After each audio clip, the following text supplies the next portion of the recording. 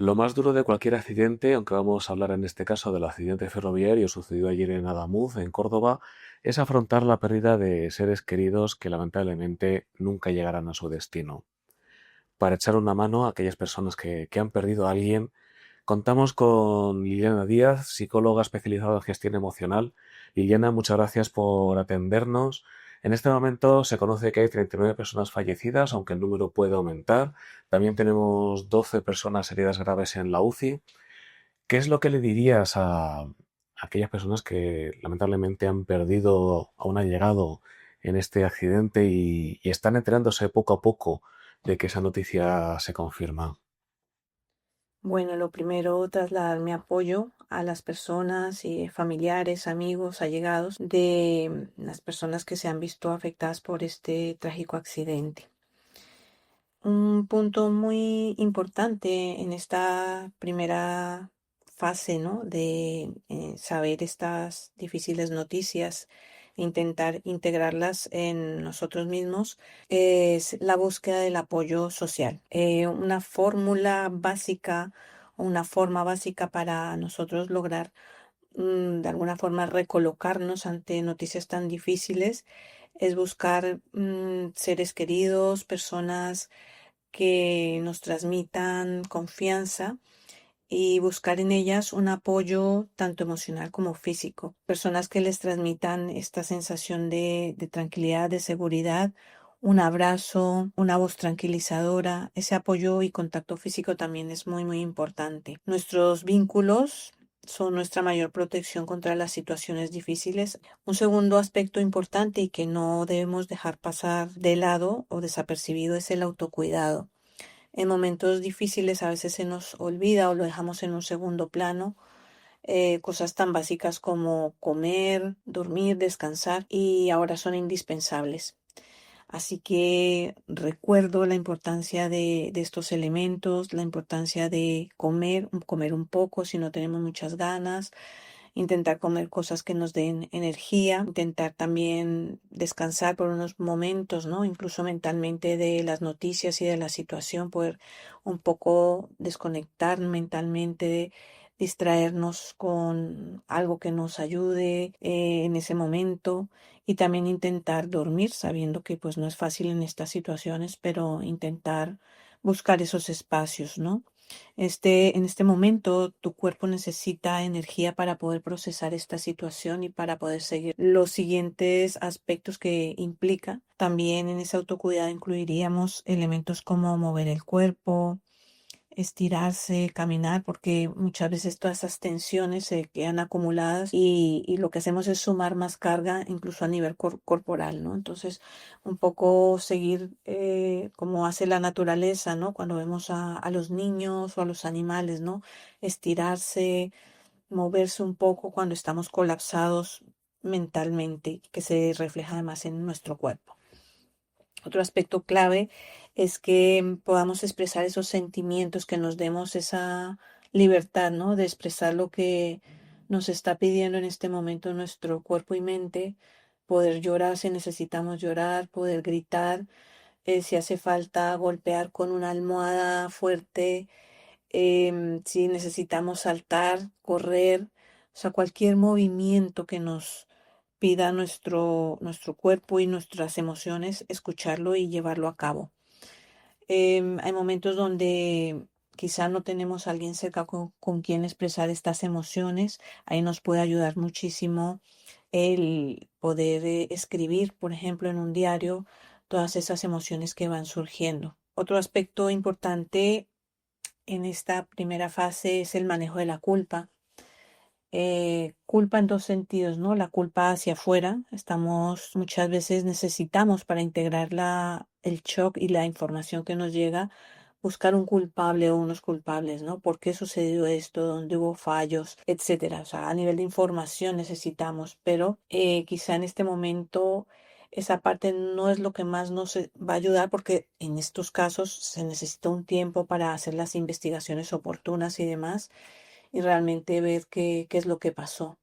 Y también está la culpa hacia nosotros mismos. Siempre viene esta frase en estos casos de ¿y si? hubiese hecho esto distinto, y si hubiese impedido que la persona viajara, o si hubiese llamado, o si hubiésemos hecho otro plan. En fin, ese y si nos puede atormentar en estos momentos, y aquí es clave tener en cuenta que todo esto lo decimos en el presente, ¿no? Sabiendo lo que ocurrió en el pasado. Responde esta pregunta: ¿cómo lo hubieses hecho si supieses que esto iba a ocurrir? Seguramente lo hubiese hecho diferente, pero lo hice como mejor lo pude hacer en ese momento, y ya esto no lo puedo yo cambiar. Entonces, intentar no culparnos, ¿no?, por todo lo que ha pasado, pero también este tipo de situaciones nos recuerdan que la vida humana es muy frágil, y que los accidentes ocurren, y que a veces desafortunadamente nos ocurren a nosotros. También va a ser clave el que nos demos tiempo, ¿no? Tiempo para asimilar lo ocurrido, para digerir todo esto que está sucediendo, para entender, para llorar. También es muy, muy importante apoyarse en los propios recursos que tenemos, que ayuden a regular nuestros sentimientos, ¿no? Aquí es clave, por ejemplo, si tú tienes alguna fe o creencia religiosa o espiritual y te puedes apoyar en ella, pues es el momento para hacerlo. Si no lo tienes, hay otro tipo de estrategias o medios, por supuesto, que también pueden ayudar. Por ejemplo, si puedes meditar un poco, respirar es clave aquí. Puedes parar unos segundos a respirar, y una clave para calmar, por ejemplo, toda esa ansiedad que surge en estos momentos es hacer inhalaciones más cortas y exhalaciones más largas. Por ejemplo, inhalar en 4 tiempos y exhalar contando 6 tiempos. Esto puede ayudar un poco a regular nuestro sistema nervioso. También puede ayudar el mover el cuerpo, como lo decía antes, salir a dar un paseo, caminar, correr si hace falta, y hacer otro tipo de actividades que nos ayuden también a sobrellevar y a distraer, ¿no? Por ejemplo, el pintar, caminar por la naturaleza, entre otras muchas. Algo que no quiero dejar pasar de lado es el tema de la información, el tipo de información que buscamos. Es importante que la regulemos de alguna manera, es decir, que no estemos todo el día buscando noticias, porque esto nos puede afectar negativamente. Es importante establecer unos límites, es decir, decidir en qué momentos concretos voy a revisar esa información. En lo posible evitar hacerlo antes de dormir, porque obviamente esto no nos va a facilitar entrar en el sueño.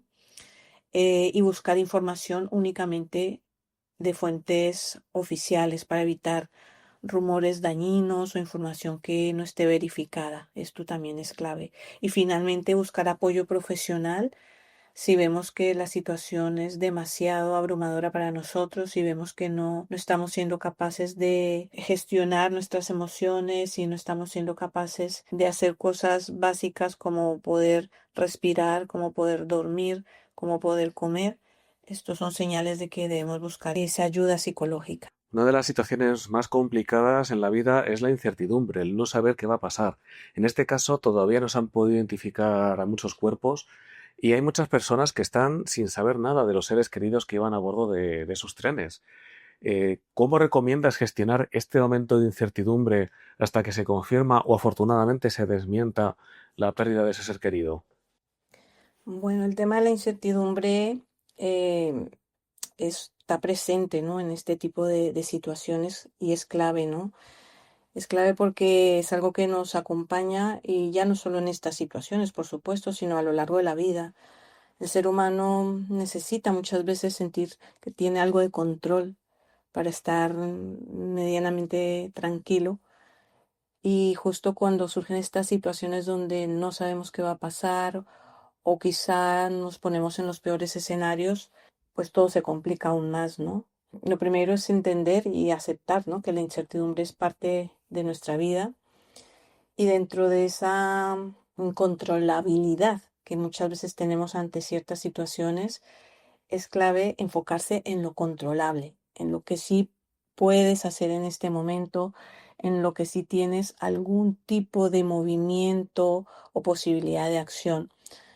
Por ejemplo, si aún no sé si mi familiar está bien o mal o qué ha pasado con él, pues aquí una acción que sí puedo realizar es pues movilizar recursos, hablar con familiares, buscar las fuentes oficiales de información, dirigirme al sitio que me han indicado que debo ir, hacer hasta donde yo sí pueda hacer, ¿no? Que en este caso, pues un primer paso sin duda es buscar esa información que, como decía antes, es clave hacerlo a través de esas fuentes oficiales o las fuentes que sean recomendadas en este caso, ¿no? Entonces, también es importante enfocarnos en eso que también podemos controlar, que una cuestión clave son nuestras rutinas. Mientras se sabe, ¿no?, qué ha pasado finalmente, tratar que no todo el día se dedique solo a eso, ¿no? Obviamente es la prioridad, pero dentro de esa prioridad,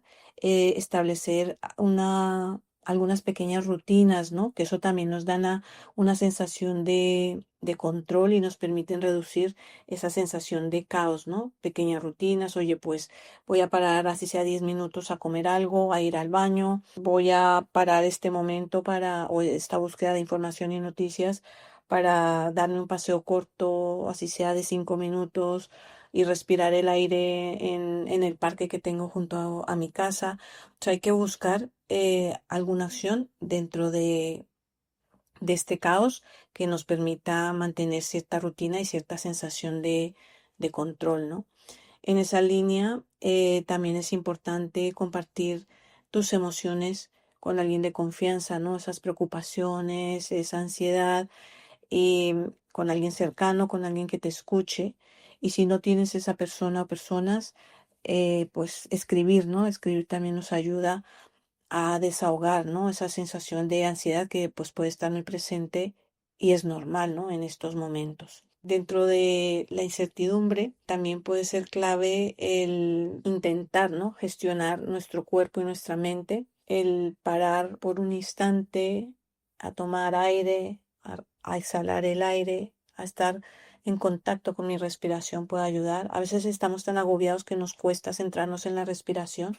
Entonces, algo que yo muchas veces sugiero a mis pacientes es: para un momento y observa lo que tienes alrededor como si te estuvieses contando la historia, ¿no? Entonces, por ejemplo, estoy en una habitación, tengo enfrente una ventana, tengo una planta, la pintura es de color verde, o sea, como narrarte una historia de lo que estás sintiendo, ¿no? No solo a nivel visual, sino, por ejemplo, huele a la crema que me he aplicado, escucho los sonidos del tráfico en la calle, o sea, con todos tus sentidos, por un momento, conectar con el presente donde estás, con el lugar donde estás. Eso te ayuda también un poco a que la mente pare por un momento o pare toda esa nube de información y de preguntas y de dudas que tiene. Otra acción que también nos puede ayudar es ponernos de pie e imaginar que nos enraizamos con la tierra, es decir, como si salieran de nuestros pies raíces que van hasta el centro de la tierra, y depositamos a través de esas raíces en el centro de la tierra todas nuestras preocupaciones, nuestra ansiedad, nuestros miedos. Y después, desde ese centro de la tierra, inhalamos, ¿no? Como una energía nueva que sube por las raíces, entra por nuestros pies y recorre nuestro cuerpo hasta la cabeza, y de alguna forma tomamos esa energía de la tierra. Esto es un ejercicio de enraizamiento. La respiración, la imaginación o estas visualizaciones nos pueden eso ayudar a volver al presente, que también nos ayuda mucho al manejo de esta incertidumbre. Y por supuesto, si nos vemos sobrepasados, buscar ayuda. Llegan unos días muy difíciles en los que toca despedir definitivamente a personas que ahí estaban viajando y luego afrontar una de las situaciones más complicadas de la vida, que es el duelo. ¿Qué es lo que recomiendas de cara a afrontar el duelo en este escenario concreto en el que varias personas han perdido la vida de golpe? Efectivamente, después de esta primera fase de shock viene el duelo, ¿no? Que es un proceso más largo y que es un proceso que no es único para las personas, ¿no? Cada persona lleva el duelo de diferentes maneras, y aún más, ¿no? Cuando ha habido un accidente o la pérdida ha sido en un accidente, por el impacto que tiene y cómo cambia la vida de golpe, ¿no? En muchos sentidos. Entonces, lo primero es asumir que cada uno tendrá su duelo a nivel particular, diferente al de las demás personas. Y aunque pues en general hay algunas pautas comunes, como son, por ejemplo, muchas veces esa sensación de incredulidad ante lo que sucede, muchas veces sentimos que no nos está pasando a nosotros. De pronto hay otros momentos donde tenemos mucha rabia, ¿no? Hacia la situación, hacia lo sucedido, hacia la vida. Hay otros momentos de mucha tristeza, de mucha desolación. Hay momentos donde esto ya es un duelo avanzado, ¿no? Ya empezamos a entender y a de alguna forma empezar a aceptar lo que está pasando. Y finalmente una etapa de ya de reconstrucción, de entender que esto ha sucedido y que nuestra vida sigue o debe seguir hacia adelante y donde empezamos a dar pasos en este sentido.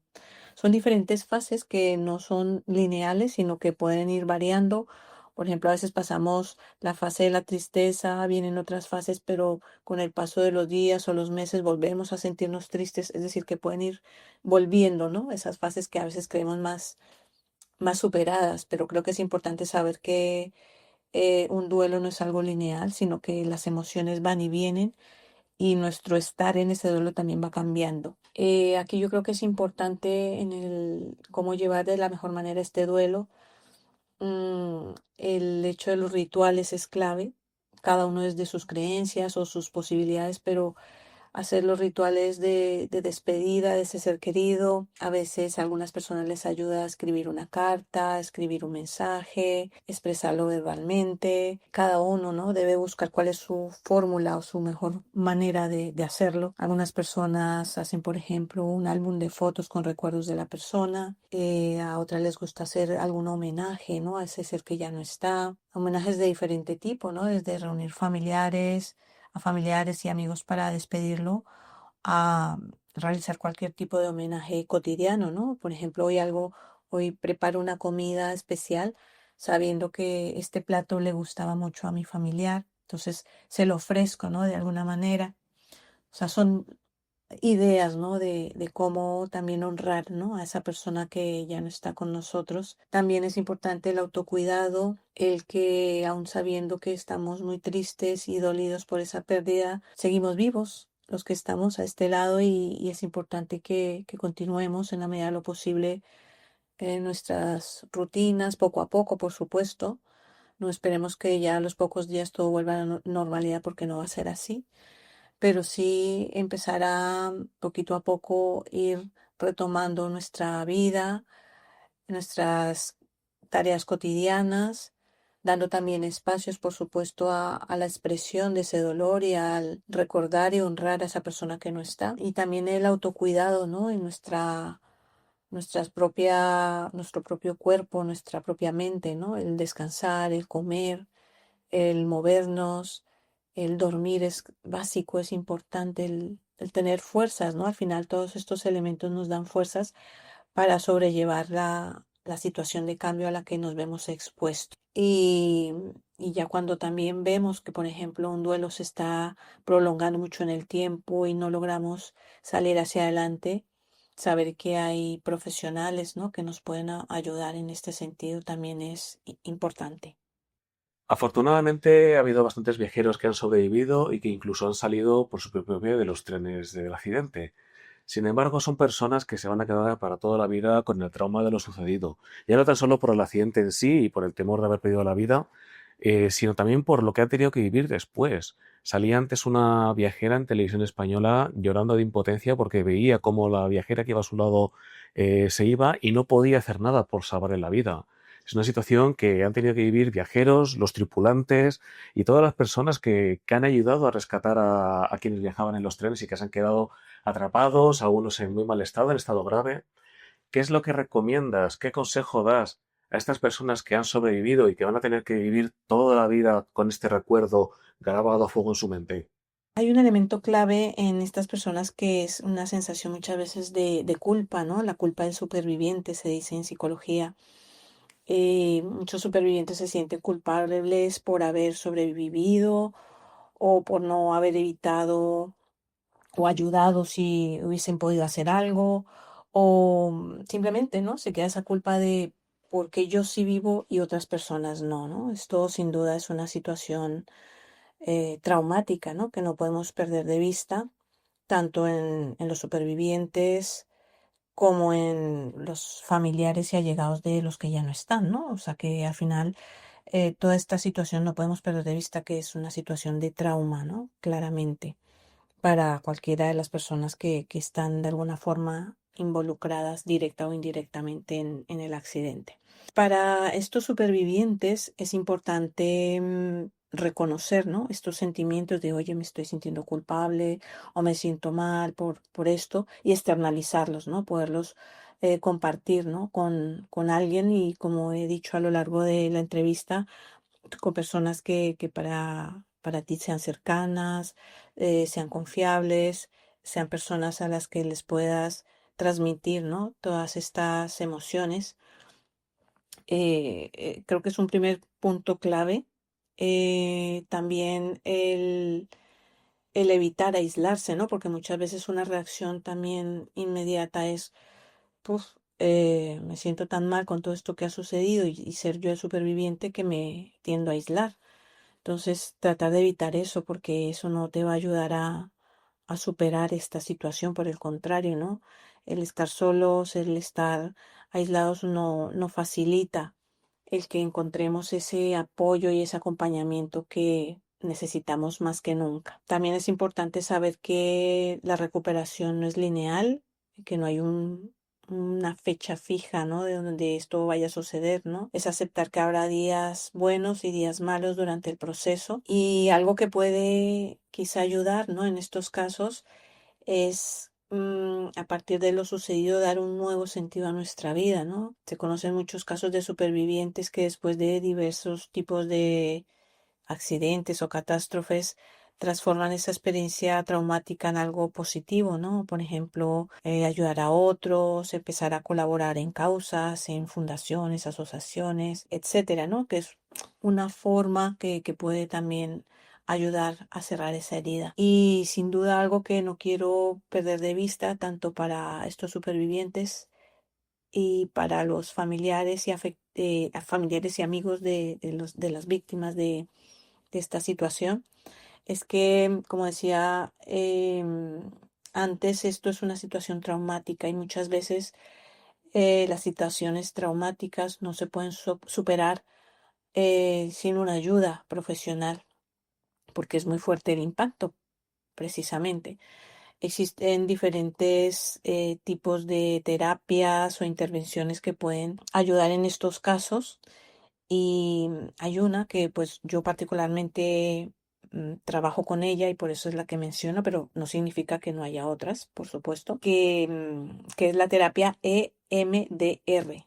Es una terapia de desensibilización y reprocesamiento a través de movimientos oculares. Es una terapia psicológica que se ha visto es altamente efectiva para procesar este tipo de traumas. Entonces, puede ser una vía también en esa búsqueda de ayuda profesional, por ejemplo, acudir a las asociaciones donde hay profesionales que trabajan particularmente con esta terapia, ¿no? Por ejemplo, la Asociación EMDR España es una asociación donde estamos inscritos profesionales que trabajamos con esta técnica.